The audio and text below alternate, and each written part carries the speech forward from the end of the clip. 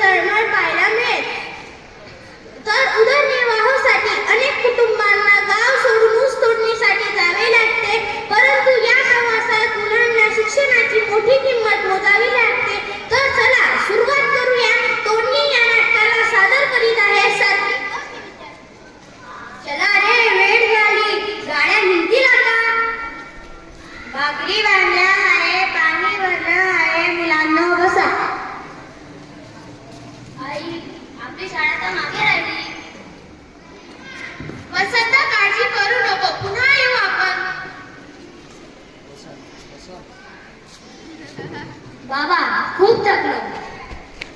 थकशील रे, पण पोटासाठी काम करावंच लागेल. ताई, हा कागद बघ, काय लिहिलंय? तमसो मा ज्योतिर्गमय. याचा अर्थ काय? अंधारातून उजेडाकडे जाणे म्हणजेच अज्ञानातून ज्ञानाकडे जाणे. ताई, मलाही शिकत आहे.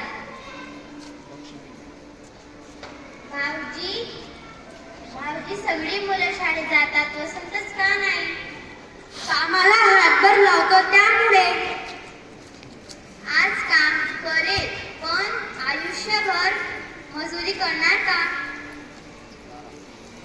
हो, शिक्षण मिळेल तर त्याचे आयुष्य बदलेल. आपण आपल्या मुलांना शिकवलं नाही तर त्यांचे भविष्य अंधारात जाईल. बाळा, उद्यापासून तू शाळेत जा. खरंच बाबा? हो, आम्ही काम करू, तू शाळेत अभ्यास कर. वा, आता आपण दोघं शाळेत जाऊ. शिक्षणापेक्षा मोठी संपत्ती नाही. मी खूप शिकेन, मोठा होईल व सर्वांचं नाव उज्ज्वल करेन.